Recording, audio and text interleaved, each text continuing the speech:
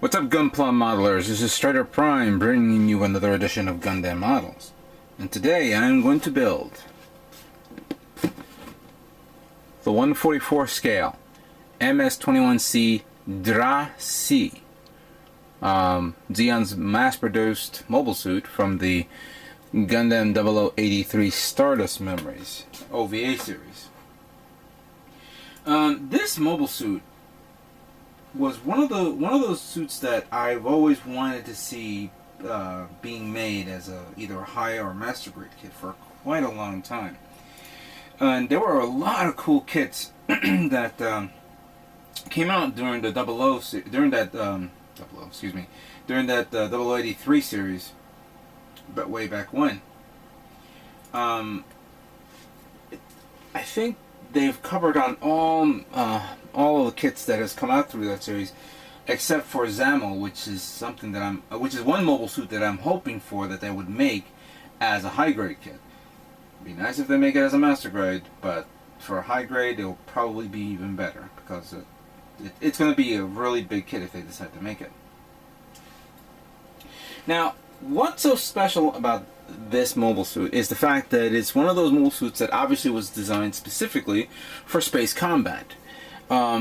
According to what's that called, Mecha and Anime Headquarters, and I'm going to read you the technical and historical notes. Following the end of the one-year war at Abaokuo, many remnants of the Zeon militaries went to exile, surviving and rebuilding their forces as best they can.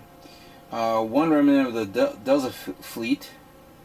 One of the remnants is the Delta fleet, and it builds an exclusive new mobile suit with the salvaged parts and mobile suit components.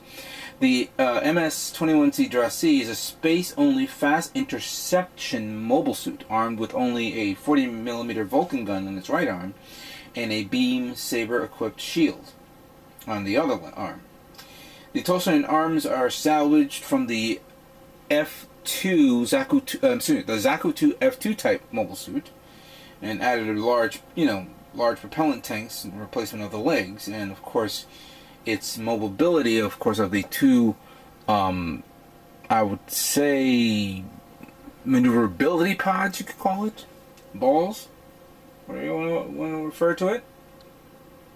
But these shoulder pods is designed, of course, to give the Dra-C its exceptional maneuverability during high-speed interceptions. I was excited when I saw this. I said, I love this mobile suit, how it's designed. And I think, if I'm not mistaken, a couple of years ago, maybe 5 or 6 years ago, when the F2 kit came out as a master grade, there was a resin conversion kit where you can actually turn the master grade version into the Dra-C. You would, need to get the resin parts and build it and whatever. But, so, fair enough, that was back then. But this was great to see this kit come to as a high grade kit. And so, I'm so more excited with this kit that I'm going to custom paint this. Yeah, I know, I've been saying that I'm not painting anything for quite some time because of the weather around here. However, the weather tends to warm up here and there, and I've been noticing that in the next maybe in a week or so, I'm noticing that the weather patterns is not going to be as bad as what I think it is. So I'm going to squeeze in a little paint job here and there. Don't think I'm going to be using airbrush. I may do a little spray painting. Custom spray painting, you could say. So I think it's high time I make this kit. And I have an idea. Now, you guys know that I have this strange habit of thinking of something new and exciting. And I had something in the works for quite some time. I'll surprise you when the moment comes. So, let's look at the contents of this kit and see what we have to work with. Now, the cool thing is, of course, that this kit comes with its own base stand. You don't need to get yourself another one, obviously, because they're not going to give you a mobile suit kit and then you're just going to lie it down on the ground. You have this set up right there, as you can see. Some detailed information of this kit, of course. And then you have some of the gimmicks. You have decals here. It's very maneuverable. Also, they were kind enough to actually give you an extra weapon, a Gatling cannon type weapon that's right here, which you can actually remove and put it onto other high grade kits as well. Now, let's open this up and see what we have to work with.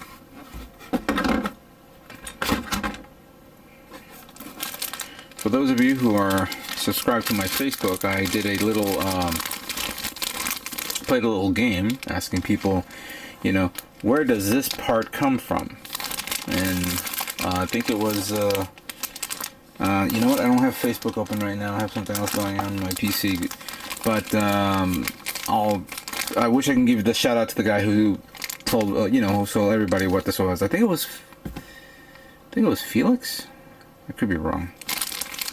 So here's the tray, which is a light grayish color. And here's a tray that has clear parts, which is all basically all the base, you know, the entire base stand right here. And some more grayish parts. Plus it comes with nuts and bolts, but I'm assuming it's for the base, so I don't have to worry. I don't think it's going to be for the actual kit itself. So here are the two large propellant tanks and the two shoulder balls, followed by some other features.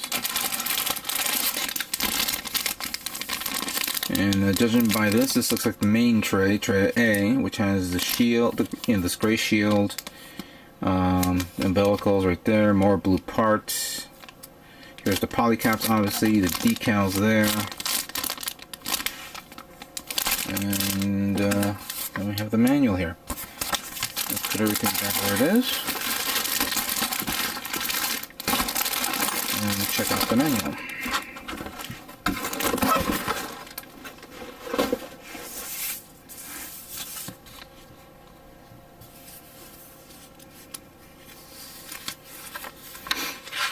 So obviously when you open up this page, you have highly detailed information of the Dra-C. This could be different. This could have more information than what I've read from the technical and historical notes from the website that I was referring to right now.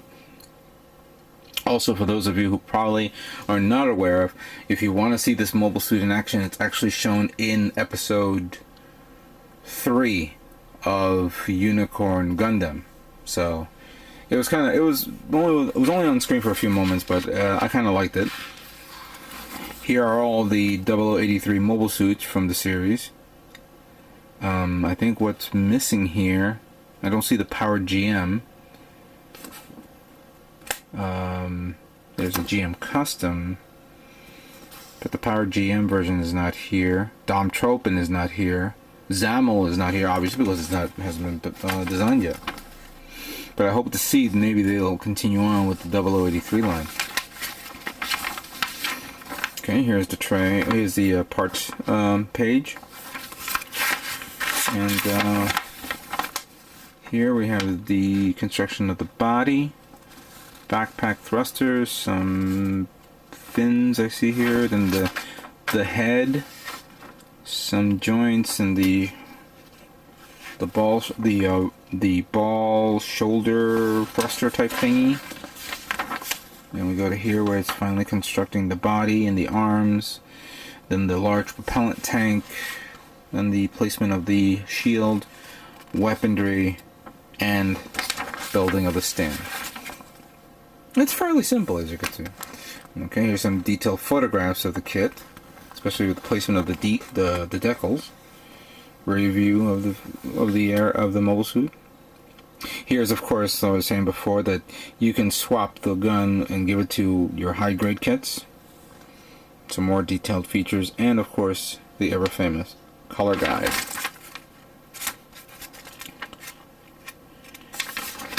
Alright, so this is actually going to be one interesting looking kit. And the reason why I'm saying interesting looking is I'm going to paint it using this. The blue is nice. I like the blue. I have no problem with it. As a matter of fact, I have another blue paint which is somewhere around here, which I cannot seem to find for some dumb reason or another. I have a mess here which is driving me nuts. No, that ain't it. That ain't it either. I know I have a blue paint, but looking at this, I said to myself, you know what? I'm going to deviate from the color. I'm going to use this paint. This is deep metallic blue. I want to see how this looks with this. Yes, I'm going with the metallic, so relax. As for the grayish color, because this is only two colors here. You have the blue and then you have the grayish color. I'm going to use this one. This is aircraft color, bare metallic silver. So I think this will be perfect for this. The one thing that I'll probably hand brush would be the actual red areas where the thruster nozzle is for the ball, the shoulder ball, and of course the rear thrusters. Yeah, so it was like 3 colors. All I need is 3 colors. So that's pretty much it. So let's begin building high-grade Dra-C. Alright, so the first thing I'm going to be building will be the actual body and backpack of the Dra-C high-grade kit. Just cleaning up all the parts here, sanding it down. Normally when I paint kits, I have this habit of painting all the parts first, then assembling them. However, now I'm trying different techniques, and I'm building the kit first and then painting it afterwards. I've done that with quite a number of high-grade kits in the past. Master grade kits is the one that I paint all those parts in one shot sometimes, like individually. So with this one, it's just going to be I'm going to build it first and then paint it later. So first thing, of course, is the polycap for the body. Body is fairly simple, only all one piece. You put the neck cap here. Then you put this part in here. Make sure it goes in evenly. Don't put it in an angle. So it looks like that.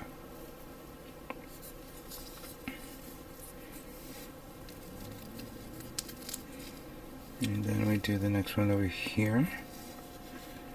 And then we have the bottom one over here. Make sure it's the flat part facing down.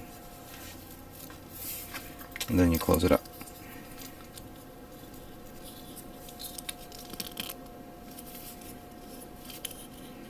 As you can see, some of the scar marks of me sanding down some of the areas that I was, the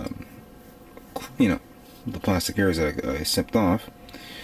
But I'm going to, once I'm assembling this, and then I take it apart, only the body, not the whole part, but just the actual solid part of the kit, I will then prime it and then paint it. So this chest piece will go over here.